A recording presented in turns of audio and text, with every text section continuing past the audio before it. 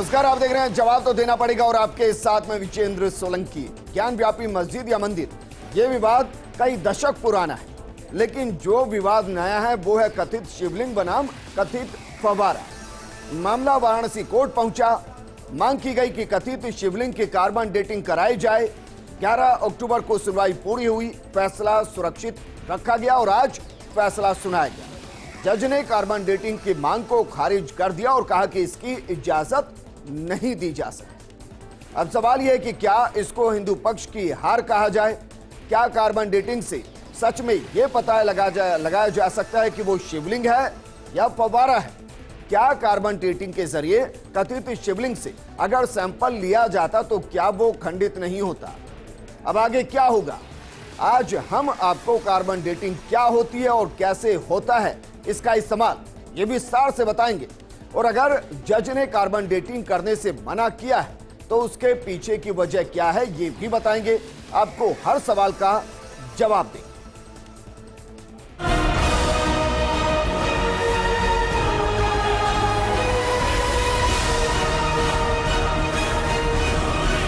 भड़कने की जरूरत है ना भड़काने की जरूरत है। अभी कार्बन डेटिंग इत्यादि अब राडार पेनेट्रेटिंग की आवश्यकता नहीं है। कहीं से कहीं उचित कोर्ट ने नहीं पाया है, इस कारण से इस याचिका को खारिज किया। ये लड़ाई हमने बहुत सच्चे मन से, श्रद्धा से, निष्ठा से, कर्मयोग के माध्यम से लड़ी है। अल्टीमेटली जो सत्य और सही है वो सरवाइव करेगा।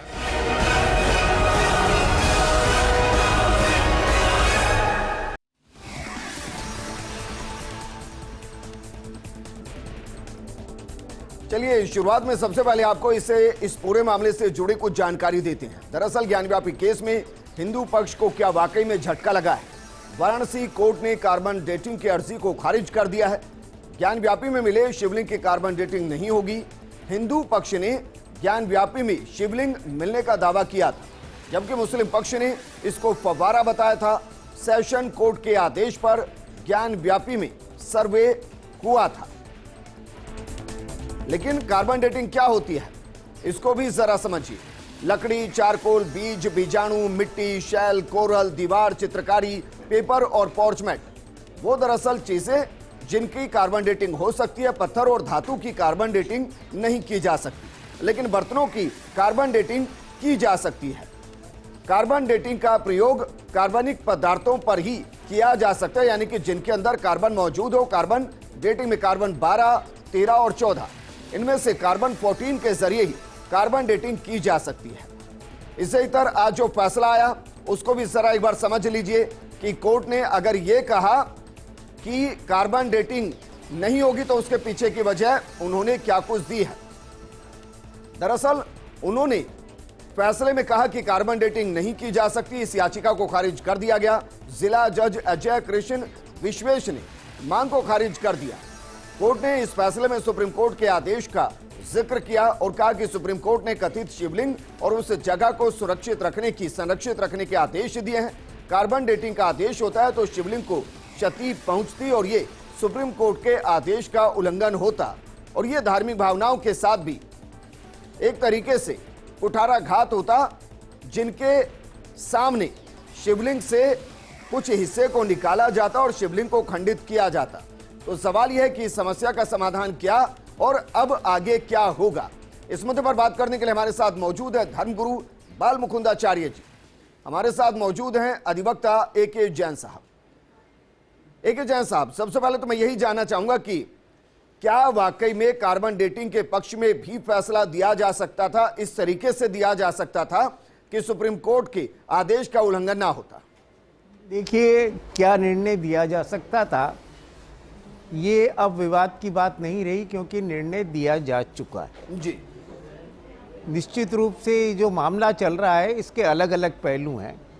राजनेताओं का अपना पहलू है, धर्मगुरुओं का अपना पहलू है जी। और कानून का एक तीसरा पहलू है। कानून के मुद्दे में बात अगर इसको देखें तो केस क्या है सर?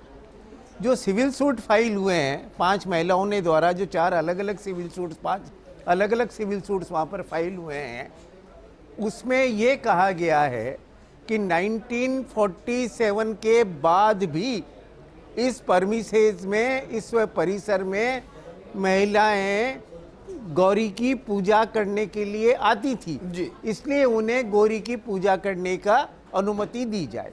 जिस पर जो तथाकथित अब तो इसको हिंदू और मुसलमान कर दिया पक्ष और विपक्ष की बजाय, तो जो दूसरा प्रतिवादी पक्ष था, जिसे आजकल सामान्य भाषा में मुस्लिम पक्ष कहा जा रहा है और वादी पक्ष को हिंदू पक्ष कहा जा रहा है, जबकि कानून के हिसाब से तो एक वादी है और एक प्रतिवादी है, न कोई हिंदू पक्ष है न कोई मुस्लिम पक्ष है।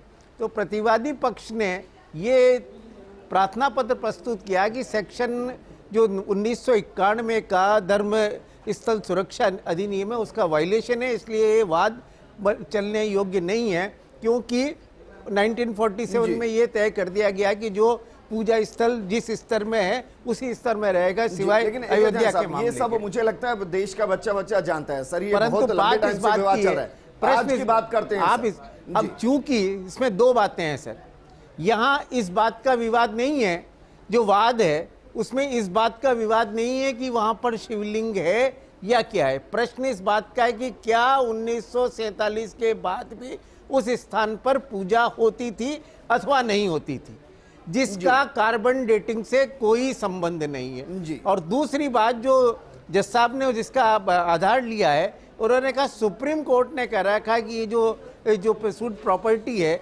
जिसे आप कुछ भी कहें, आप अपनी भाषा में उसको कुछ भी कह रहे हैं, पर जो सुप्रीम कोर्ट ने उसे कहा कि जो वादग्रस्त सूट प्रॉपर्टी है इसको प्रिजर्व रखा जाए, इसमें किसी प्रकार का चेंज परिवर्तन नहीं किया जाए। और जज साहब ने कहा कि अगर हम कार्बन डेटिंग की परमिशन देते हैं, कार्बन डेटिंग कराएंगे, तो जो सूट प्रॉपर्टी है उससे छेड़छाड़ होगी, उसका जो वर्तमान स्वरूप है उसमें कुछ न कुछ परिवर्तन आएगा, जो सुप्रीम कोर्ट के प्रिजर्वेशन आदेश का उल्लंघन होगा, तो जो सर, ये फिर तो जिला इस याचिका न्यायालय को नहीं स्वीकार कर नहीं सकते। करना चाहिए था, फिर सुनवाई क्यों हुई? 11 तारीख को होल्ड क्यों किया गया? देखिए, ऐसा लग रहा है मुझे कि यहाँ कानूनी बात होने की बजाय धर्म की, जैसे वादी और प्रतिवादी को हिंदू और मुस्लिम कहा जा रहा है, प्रश्न इस बात का था कि उन्होंने एक पक्ष ने ये प्रार्थना पत्र दिया कि इस सूट प्रॉपर्टी आदेश, अब मैं फिर टेक्निकल बात करूंगा, आदेश 26 नियम 10 के तहत, जिसके तहत कोर्ट को ये पावर होती है कि प्रकरण के सही निर्णय के लिए कमिश्नर अपॉइंट कर सके। कमिश्नर मौका भी देख सकता है, कमिश्नर मौके की जांच भी कर सकता है, कमिश्नर वैज्ञानिक जांच के भी कमिश्नर किया जा सकता है।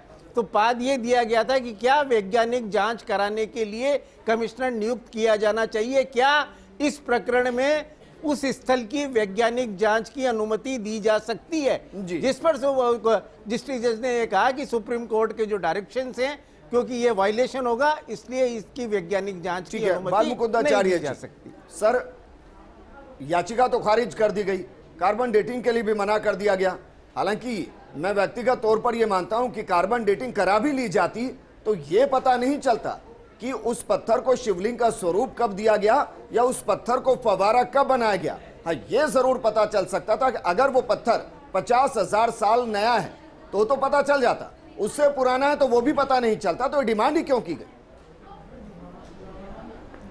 सोलंकी जी, कानूनी प्रक्रिया के बारे में तो मैं दखल नहीं देना चाहूँगा जी, लेकिन आध्यात्मिक दृष्टि से और शास्त्र की बात करें हम, तो मूल जो स्वरूप है शिवलिंग, तो शिवलिंग में हमारी आस्था है। मैंने पहले भी कहा है फर्स्ट इंडिया के माध्यम से कि वहाँ नंदी भगवान उस ओर देख रहे हैं जिस ओर अभी फंवारा और शिवलिंग का जो स्वरूप मिला है। पुराने समय से आप देख लें कि वहाँ एक बहुत बड़ा नंदी है और नंदी महाराज उधर ही देख रहे हैं, तो यानी ये शिवलिंग तो बाद में स्थापित है, पुराना शिवलिंग वहीं स्थापित है ज्ञान वापी के भीतर। और गौरी श्रृंगार जो पूजा की बात की है जन साहब ने, गौरी श्रृंगार जहाँ पूजा की जाती है वहाँ पर माताएं जाती है, पूजा अर्चना करती हैं।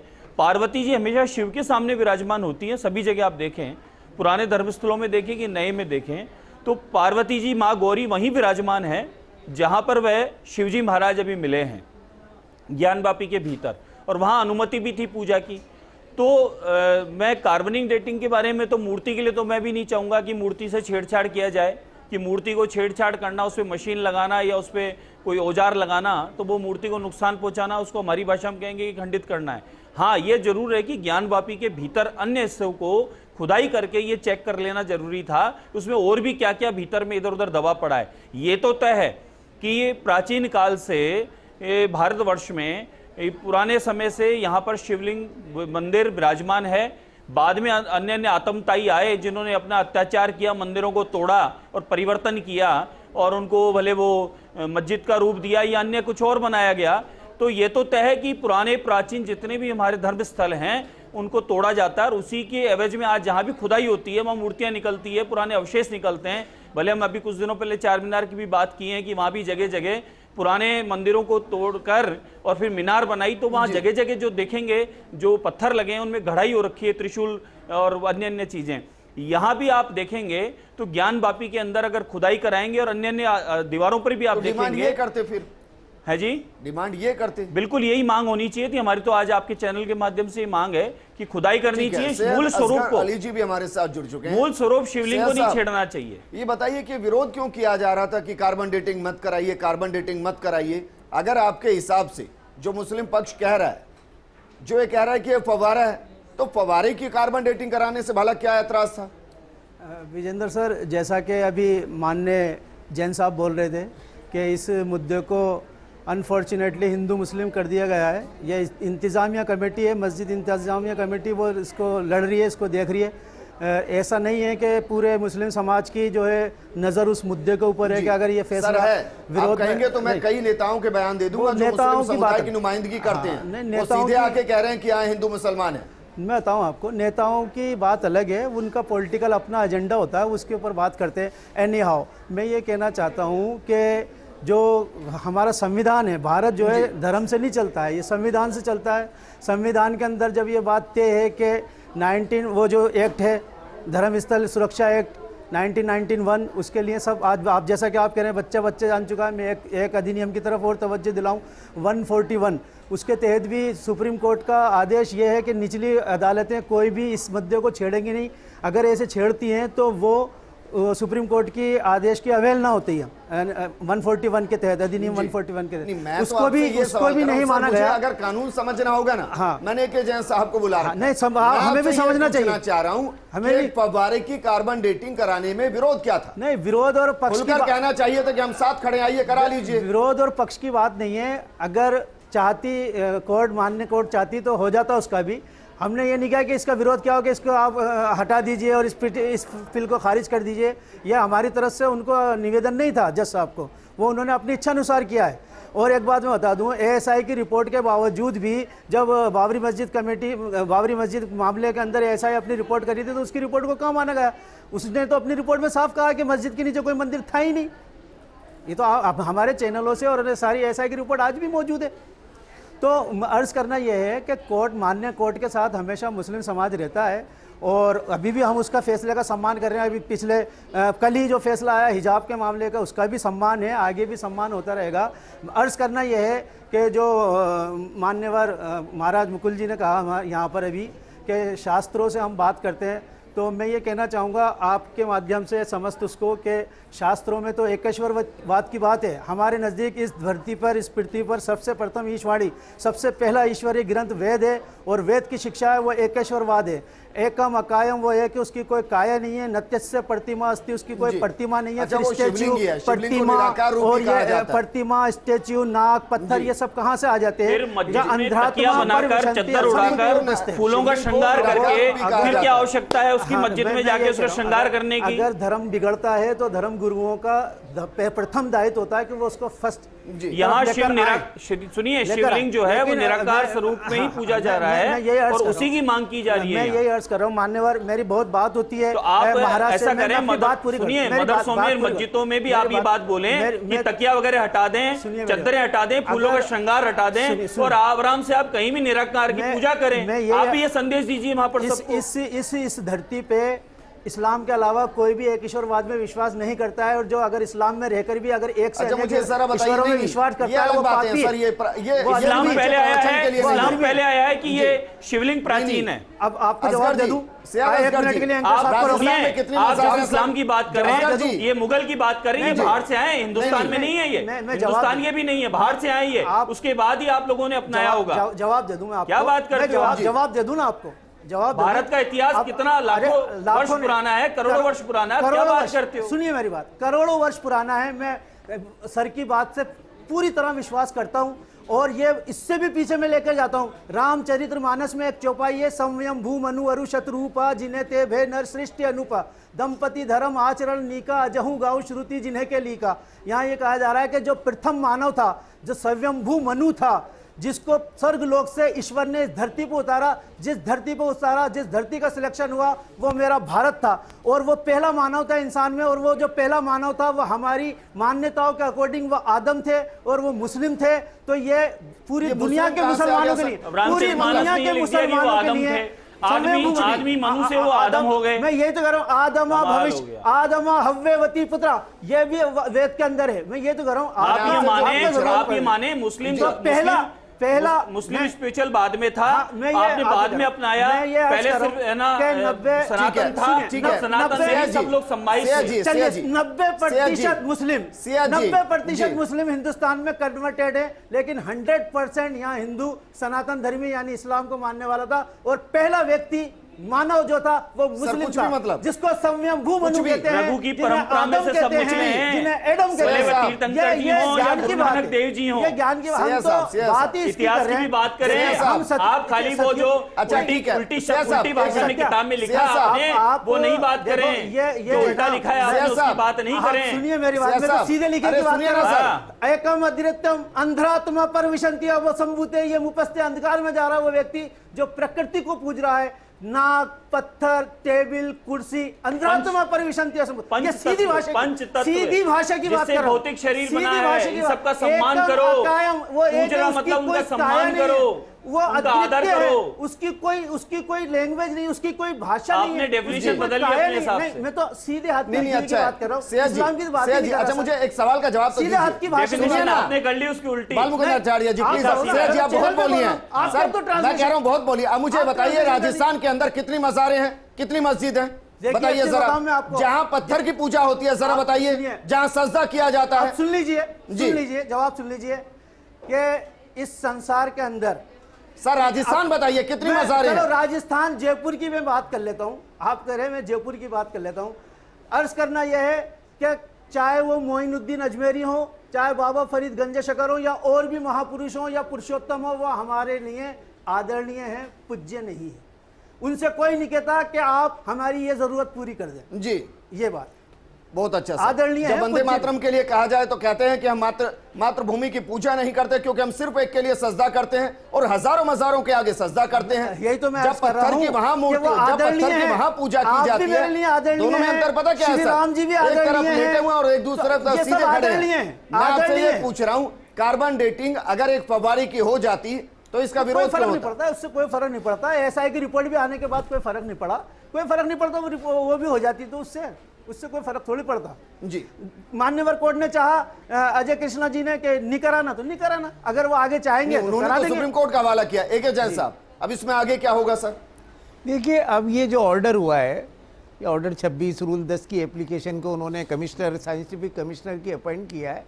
तो इस ऑर्डर को रिट के माध्यम से या के माध्यम से हाई कोर्ट के सामने चुनौती दी जा सकती है और हाई कोर्ट के बाद सुप्रीम कोर्ट में इसको चुनौती दी। लेकिन सर हाई कोर्ट भी जाएंगे तो भी थोड़ी ना सुप्रीम कोर्ट के आदेश को वो अलग कर देगा। देखिए, अब ये एक्चुअली ये डिस्ट्रिक्ट जज का इंटरप्रिटेशन है अपना।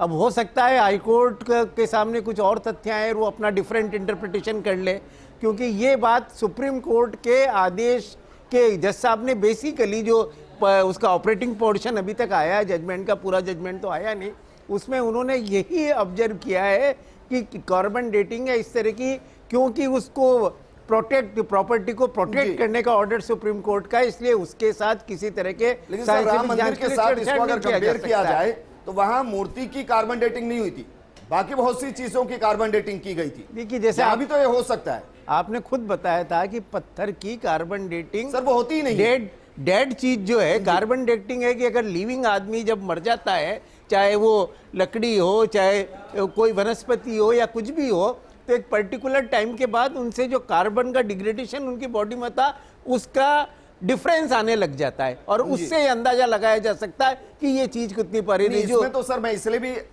राय अपनी अलग रखता हूं क्योंकि एक बार के लिए मैं मान लूं कि कार्बन डेटिंग के जरिए पता भी चल जाएगा कि वो कितने पुराने हैं, तो ये पता चलेगा कि जिस पत्थर को तराश कर या तो शिवलिंग बनाया गया है वो या कितना फव्वारा पुराना बनाया है, गया, ये वो कितना पत्थर पुराना कितना पुराना है, पत्थर वो ये नहीं बना पता कभी चलेगा नहीं कि बनाया जा तराशा सकता। किस दौर में गया है। तराशा किस दौर में गया ये नहीं बताया जा सकता है, ये सही। अब ये तो ऑर्डर आने पे पता लगेगा, पर क्योंकि जज साहब तो इस पॉइंट पर रहे कि ये प्रॉपर्टी प्रोटेक्टेड है इसलिए इसको नहीं दिया जा सकता, बाकी तो पूरा आदेश आने पे पता लगेगा। पर उसके लिए जो पक्ष है उसके लिए जो रेमेडी है वो इसको हाईकोर्ट में, क्योंकि डिस्ट्रिक्ट जज है, इसके आदेश को चुनौती हाईकोर्ट में दी जाएगी। बाल मुकुंद आचार्य जी, सर ऐसा नहीं लगता है कि कुछ चीजों पर इतनी तेजी से आगे बढ़ दिया जाता है कि ये देखा ही नहीं जाता कि उसके अगले डायमेंशंस क्या होंगे? ज्यादा अच्छा होता कि बाकी सारे पहलुओं को एक बार जांच लिया जाता कि क्या वाकई में हम जो डिमांड कर रहे हैं वो डिमांड सही भी है या नहीं, जहां डिमांड कर रहे हैं क्या वो सुप्रीम कोर्ट के आदेश को उल्लंघन कर भी पाएगी या नहीं। अगर बाकी चीजों की कार्बन डेटिंग की मांग की जाती तो शायद ज्यादा तर्कसंगत लगता। मैं बिल्कुल आपकी बात से सहमत हूँ। मैं उच्चतम न्यायालय का पूर्णतः आदर करता हूँ और उनकी बात पर सहमत हूँ, जो उन्होंने दिया होगा सोच समझ के दिया होगा वो आदेश। फिर भी मैं यही निवेदन करूँगा कि जैसा राम मंदिर का आपने चर्चा की या अन्य कई जगहों की पहले भी चर्चा रही है कि वहाँ खुदाई करते हैं तो पुराने प्राचीन मंदिरों को तोड़ा गया है, उनके अवशेष मिलते हैं, उनकी मूर्तियाँ मिलती हैं। तो मेरा तो यही निवेदन रहेगा कि यहाँ पर भी ऐसा ही होना चाहिए कि ज्ञानवापी को खोदना चाहिए और मूल स्वरूप जो है शिवलिंग जिसको माना जा रहा है उसको न छेड़ते हुए आजू बाजू के अन्य चीज़ों को देखा जाना चाहिए, क्योंकि ज्ञानवापी जो जिसको मस्जिद कहा गया उसके अंदर श्रृंगार गौरी का क्या काम? वह श्रृंगार गौरी का कोई नमाज पढ़ने तो जाते नहीं होंगे। श्रृंगार गौरी वहाँ विराजमान है, यानी शिवजी भी वहीं विराजमान है और नंदी महाराज का भी कभी श्रृंगार गौरी की पूजा कब तक हुई है? श्रृंगार गौरी की पूजा तो समय से हो रही है, कोर्ट के आदेश अनुरूप खुला है मंदिर और उसकी पूजा अर्चना चालू थी। कब से है ये ध्यान नहीं, लेकिन काफी समय से हो रही है। मैंने बाल अवस्था में भी देखा है, वहां दर्शन भी किया है। बस मन में यही सवाल था कि नंदी इधर क्यों देख रहा है? नंदी महाराज तो इधर देख रहे हैं, शिव जी उधर बैठे हुए हैं। तो ये अभी जाके पूर्णतः जब चर्चा वापस से प्रारंभ हुई तो ये विश्वास हो गया कि ये मांग बिल्कुल जायज है कि शिव अंदर विराजमान है, नंदी भी उधर ही देख रहे हैं। पुराने जो नंदी हैं, विराट स्वरूप में नंदी हैं, वो देख रहे हैं शिव को, वो ज्ञानवापी के भीतर है। श्रृंगार गौरी वो भी ज्ञानवापी के भीतर मौजूद है। यानी ये तो तय है कि ज्ञानवापी में प्राचीन पुराना शिव मंदिर यहाँ मौजूद है और यहाँ कुछ ना कुछ परिवर्तन करके मुगल काल में जो आतंकताई आए उन्होंने तोड़ फोड़ के जो नुकसान पहुंचाए और जगह जगह प्राचीन मंदिरों को तोड़कर मस्जिदें बनाने का काम किया, मकबरों का काम किया। ये वही काम यहाँ पर हुआ है, ये तय हो गया। सैयद असगर अली जी, आपने वो रिपोर्ट देखी होंगी सर जो ज्ञानव्यापी को लेकर थी। ये सच्चाई है कि पिछले 400 साढ़े 400 साल से वहाँ एक हैं जो नमाज पढ़ रहे हैं या उसमें आस्था रख रहे हैं और वो कई जनरेशन हो चुकी हैं। आप उनकी आस्थाओं को भी एक साथ इस तरीके से नहीं कर सकते, ये सच है, इसमें कोई डाउट नहीं। लेकिन ये भी तो सच है सर कि वहाँ त्रिशूल है, वहाँ डमरू के निशान है, वहाँ नाग के निशान है, वहाँ बाकी वो प्राचीन चिन्ह हैं जो बाकायदा हिंदू धर्म के अंदर होते हैं। या तो ये कहिए कि हाँ भाई ठीक है, मंदिर को तोड़कर बनाया गया, मंदिर का जो मलबा था उसको हमने इस्तेमाल किया गया, या तो ये हुआ होगा सर। या फिर मुझे कोई दुनिया की ऐसी मस्जिद बताइए जहां इस तरीके के प्रतीक चिन्ह और जो मूल स्वरूप में हो। सर एक तो जब हम डिबेट करते हैं तो दूसरे प्रतिभागी ऐसा सोचते हैं कि हम बीच में बोलेंगे तो हमारी बात ज़्यादा अच्छी मानी जाएगी, जबकि मेरा मानना यह है कि मैं कभी किसी के बीच में बोलता नहीं हूँ, इसलिए बात पूरी नहीं हो पाती। अर्ज़ करना यह है कि चाहे ये श्रृंगार गौरी का इसका मसला हो, ज्ञानव्यापी का, श्रृंगार गौरी मस्जिद और मस्जिद के पीछे जो बाहर जो चबूतरा है वहाँ पर श्रृंगार गौरी की पूजा अरसे दराज से होती रही। कोर्ट ने खुद ने कहा, उसी कोर्ट ने, हाई कोर्ट ने इलाहाबाद की एक फैसला दे दिया था कि ये ज्ञानव्यापी मस्जिद नीचे से लेकर ऊपर तक सुन्नी वक्फ के लिए सुन्नी वक्फ की है और ये उसी का आधिपत्य है, उसी का अधिकार रहेगा। उस वक्त क्या त्रिशूल क्या ये देखे नहीं गए, ये मैं नहीं जानता क्या उन्होंने क्या सर्वे किया क्या नहीं किया। अर्ज़ करना यह है कि खुद ज्ञानव्यापी ही शहर के एक पंडित जी जो कि हमेशा से उसके रखवाले रहे शिव ज्योतिर्लिंग के, और वो ये कहते हैं, आज भी वो दावे से कहते हैं, उनके वीडियो वायरल है कि वो असल ज्योतिर्लिंग वाला जो शिव जी है वो हमारे पास विराजमान है। जब महारानी जो थी वो लेडीज़, उसने जब ये मंदिर बनवाया था उस वक्त ही जब रख दिया गया था, हाँ दोबारा बनवाया, तब से ही वो शिव ज्योतिर्लिंग वाले जो शिव है वो असल हमारे सुरक्षित हैं। तो वो सुरक्षित हैं, तो फिर ये क्या है? अर्ज करना ये है, तो ये एक शोध का मैं विषय तो आपसे है, पूछ शोध रहा हूं, करें, कोई सोमनाथ दिक्कत भी नहीं। दोबारा क्या? बनवाया था, देखिए, सोमनाथ को भी खंडित कर फिर- दिया गया फिर मैं कहता था, हूं, लूट लिया गया था, और कहता हूं सोमनाथ फिर- को भी दोबारा बनवाया था। फिर बीच में बोलने की आदत है, मैं सोचता गलत हूं, बात फिर- बोलेंगे, विरोध किया जाएगा। विरोध नहीं, आप भी गलत बोलते हैं। आपने बोला राम मंदिर के अंदर मूर्तियां निकली, कौन निकली? एएसआई की रिपोर्ट तो ये कहती है मूर्तियां कि कोई- नहीं बोली अब है, सिर्फ- पुराने अवशेष हाँ, मंदिर के यही तो निकले मैं हैं, बता- यही ASI चार मीनार में लगे अब- हुए हैं। अब सुन लो, हाँ। क्षमता रखो सुनने की। एएसआई की रिपोर्ट तो कह रही है कि मस्जिद कोई मंदिर तोड़कर नहीं बनाई गई। क्या ये रिपोर्ट गलत है? आप सही है? बस लिखा हुआ है ना, रिपोर्ट उनकी पेश है। और जो बाबरी मस्जिद का फैसला है 1048 पेज का, उसके इसीलिए तो इतने 183 पेज कोर्ट के ऊपर बने ये कि दर्ज आप है। यहाँ संतुष्ट नहीं है तो आगे जाएं, ये दर्ज है। आगे संतुष्ट नहीं है और आगे जाएं, यही तो इसीलिए फैसला। कोर्ट बने। सुनिए, सुप्रीम कोर्ट का हमारे माननीय साथ सुप्रीम कोर्ट धन्यवाद ने- मुकुंदाचार्य माननीय जी, सैयद जी और AK जैन साहब, हमारा इस डिबेट का हिस्सा बनने के लिए बहुत बहुत शुक्रिया। चर्चा हमने इसलिए रखी क्योंकि आप समझ पाए कि जिस कार्बन डेटिंग को लेकर इतना बवाल कट रहा है, वो कार्बन डेटिंग ये तो बता पाएगी कि कोई पत्थर कितना पुराना है, वो ये नहीं बता पाएगी कि उसको स्वरूप देकर शिवलिंग कब बनाया गया या उसका फव्वारा कब बनाया गया। इसलिए अगर मांग की जानी है तो बाकी उन चीजों की जाए जिनके जरिए वाकई में पता लग सके कि वहां वो चीजें जो स्थापित है वो कितनी पुरानी है। नमस्कार।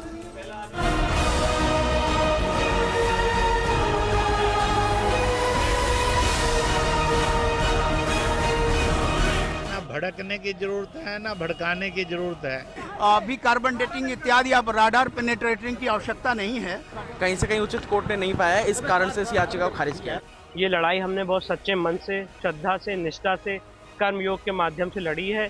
अल्टीमेटली जो सत्य और सही है वो सरवाइव करेगा।